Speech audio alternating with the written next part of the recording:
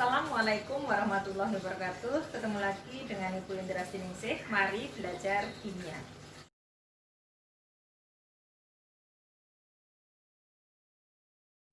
Bismillahirrahmanirrahim. Assalamualaikum warahmatullahi wabarakatuh. Anakku sekalian, mari kita belajar persamaan termokimia. Sebelum kita masuk pada pembelajaran persamaan termokimia, terlebih dahulu kalian harus mengingat hal-hal sebagai berikut. Ini hal-hal yang perlu diperhatikan dalam belajar persamaan termokimia. Yang pertama adalah fasa iyat. Fasa itu adalah wujud. Kalian sudah kenal bahwa wujud iyat ada padat, gas, cair. Nah, sekarang ada yang baru di SMA ini, yaitu berupa larutan. Padat itu istilahnya solid, lambangnya adalah S, huruf S kecil. Kemudian gas itu lambangnya G kecil. Cair itu liquid, lambangnya L kecil. Larutan itu aquos, aqua, lambangnya Aki, bukan Nini ya. Contoh, apabila dituliskan Fe, di bawahnya dituliskan tanda kurung S seperti ini, maksudnya besi ini berwujud padat. Kemudian kalau ada tulisan H2O, di bawahnya ada lambang L kecil. H2O itu adalah air berwujud cair. Kemudian H2G artinya hidrogen, ini wujudnya gas. Gas hidrogen itu rumus kimianya adalah H2.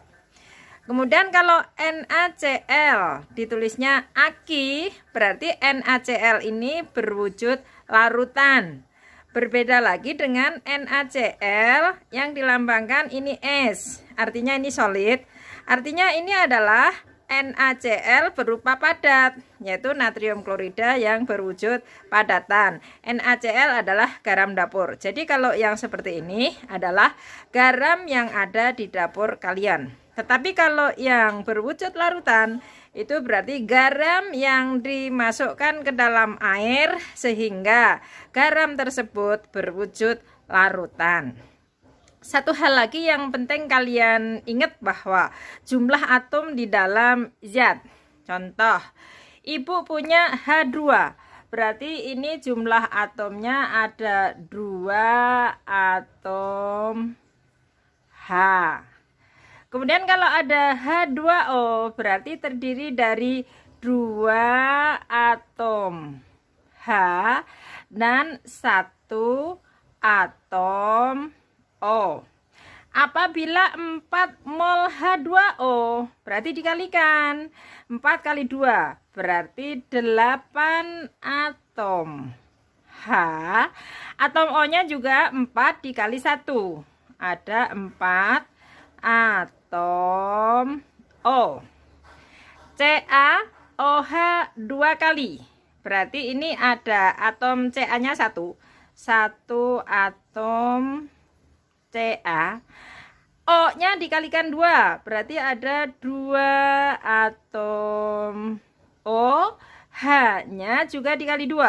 2 atom H. Seperti itu. Nah, nanti kalau ada 3 mol CaOH 2 kali, berarti atom Ca-nya ada berapa? 3 kali 1, berarti ada 3 atom Ca. Kemudian ada 6 atom O dan 6 atom H. Seperti itu. Selanjutnya, kita mau belajar persamaan termokimia. Kalian harus tahu keberadaan atom-atom di alam itu rumus kimia dan wujudnya apa. Ini atom F di alam itu sebagai F2, wujudnya gas. Kemudian Cl2 berupa gas, dan seterusnya. Untuk logam, biasanya logam itu berdiri sendiri dan dia berwujud padat seperti itu. Nah, sekarang kita belajar tentang persamaan termokimia. Apa sih yang dimaksud persamaan termokimia? Persamaan termokimia adalah persamaan reaksi kimia yang dilengkapi energi yang menyertainya. Kalau tidak ada energinya berarti hanya persamaan reaksi kimia. Tapi kalau persamaan termokimia itu lengkap dengan energi yang menyertainya. Contoh, reaksinya seperti ini. Di sini diberikan delta H-nya. Delta H-nya negatif. Masih ingat ya kemarin kalau delta H-nya negatif termasuk reaksi eksoterm. Yang nomor 2 juga delta H-nya negatif. Berarti reaksi pada nomor 2 ini juga merupakan reaksi eksoterm. Yang nomor 3, delta H-nya positif. Berarti reaksi yang nomor 3 ini adalah termasuk reaksi endoterm. Inilah yang dimaksud persamaan termokimia. Jadi selain persamaan reaksi kimianya, di belakangnya ada delta H-nya. Semoga jelas. Anakku sekalian, yang perlu diperhatikan di dalam penulisan persamaan termokimia adalah sebagai berikut. Perhatikan, Ibu memberikan 3 contoh soal. Tuliskan persamaan termokimia berikut. Yang pertama, reaksi gas hidrogen dengan gas oksigen menghasilkan 1 mol uap air. Berhenti dulu di sini. Menghasilkan. Sesuatu yang dihasilkan itu ditulisnya di ruas kanan. Jadi menghasilkan. Tanda panah. Siapa tadi yang dihasilkan? 1 mol uap air. Air rumus kimianya adalah H2O. Uap itu berarti wujudnya gas. Di sini dikasih lambang G kecil. Di sini dikatakan 1 mol, artinya ini 1 mol. Angka 1 biasanya tidak usah ditulis. Kenapa Ibu tulis? Untuk menjelaskan kepada kalian supaya nanti kalian tidak terkecoh. Kalau sudah ditulis yang dihasilkan uap air, siapa tadi yang direaksikan? Gas hidrogen.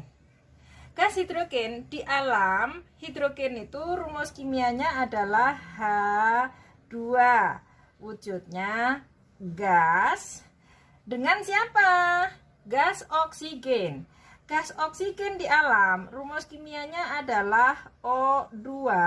Wujudnya gas. Nah, sekarang patokannya ini H2O-nya 1 mol. Atom-atom ruas kiri menyesuaikan dengan atom-atom yang ada di ruas kanan. Atom H-nya ada 2. Di kiri sudah 2. Atom O-nya 1. Di kiri ini 2. 2 dikalikan berapa supaya sama dengan 1? Berarti ini dikalikan setengah. Seperti ini. Ini belum selesai. Di sini ada kata membebaskan energi. Kalau membebaskan itu reaksinya apa? Reaksinya adalah eksoterm. Hati-hati, eksoterm tanda delta H-nya adalah negatif. Negatif berapa? 240 kilojoule. Kemudian ini bisa dituliskan supaya tidak ada pecahan. Semuanya dikali 2. Jadi ini menjadi 2H2 berupa gas plus setengah kali 2, 1. Angka 1 tidak ditulis, berarti ini plus O2 gas menjadi 2H2O berupa gas. Kalau reaksinya dikalikan 2, harga delta H-nya juga dikalikan 2. Berarti ini delta H-nya sama dengan minus 480 kilojoule. Untuk contoh soal yang nomor 2, hati-hati untuk menguraikan. Nah, sesuatu yang diuraikan itu ditulisnya di ruas kiri tanda panah. Siapa yang diuraikan? Gas NH3. NH3 kita tulis di kiri. NH3 berupa gas. Diuraikan tanda panah. Menjadi apa? Gas N2. Kita tulis N2 gas. Dan gas H2 plus H2 gas. membutuhkan energi 46 kilojoule. Membutuhkan berarti reaksinya adalah endoterm. Berarti ini delta H-nya sama dengan endoterm, tandanya positif. Positif 46 kilojoule. Hati-hati, persamaan reaksinya harus setara. Patokannya adalah di sini 1 mol. Berarti ini adalah 1 mol. Ruas kanannya mengikuti jumlah atom yang ada di ruas kiri. Ruas kiri atom N-nya 1. Di sini ada 2. Berarti ini dikalikan setengah. Atom H-nya ini 3. Di kanan ada 2. Supaya ada 3, ini dikalikan menjadi 3 per 2 ya. Jadi 3/2 kali 2 itu 3. Nah, di kiri 3, di kanan H-nya sudah 3. Seperti tadi, supaya tidak ada pecahan, semua reaksinya ini dikalikan, penyebutnya adalah 2, berarti dikalikan 2. Ini menjadi 2NH3 gas menjadi N2 gas plus, hati-hati, 3/2 kali 2 adalah 3. 3H2 gas, delta H-nya hati-hati juga harus dikalikan 2 plus 92 kilojoule. 92 kilojoule. Seperti itu. Contoh nomor 3. Hati-hati. Di sini dikatakan larutan asam klorida direaksikan. Kalau direaksikan berarti dia ditulis di ruas kiri tanda panah. Kalian harus ingat tata nama asam klorida, itu rumus kimianya adalah HCl. HCl di sini dikatakan larutan, berarti wujudnya aqua. Direaksikan dengan larutan natrium hidroksida. Kalian harus ingat, NaOH berupa larutan, berarti ini lambangnya aqua. Menghasilkan, ditulis panahnya dulu, larutan natrium klorida. Dituliskan natrium klorida itu adalah NaCl berupa larutan, aki dan air. Jangan lupa, air itu rumus kimianya adalah H2O, wujudnya liquid.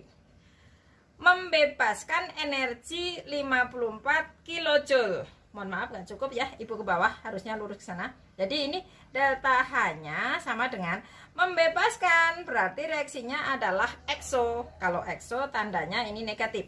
Negatif 54 kilojoule.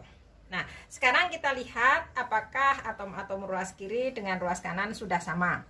Atom H ruas kiri ada 2, di kanan juga 2. Atom Cl di kiri 1, di kanan 1. Atom Na kiri 1, kanan juga 1. Berarti semua atom yang ada di dalam reaksi itu sudah setara, bahwa jumlah atom yang sama ruas kiri sama dengan atom yang ada di ruas kanan. Nah, sebagai soal latihan, tolong nanti cermati contoh yang ibu berikan. Ini ada 2 soal latihan seperti ini.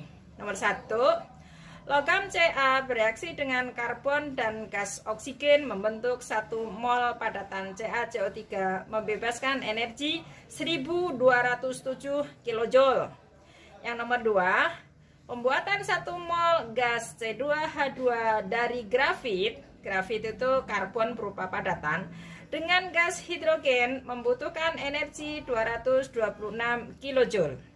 Anakku sekalian, semoga dengan mencermati apa yang ibu sampaikan sebelum ini, kalian tidak ada masalah untuk mengerjakan soal-soal latihan ini. Selamat belajar, semoga sukses selalu. Terima kasih. Assalamualaikum warahmatullahi wabarakatuh.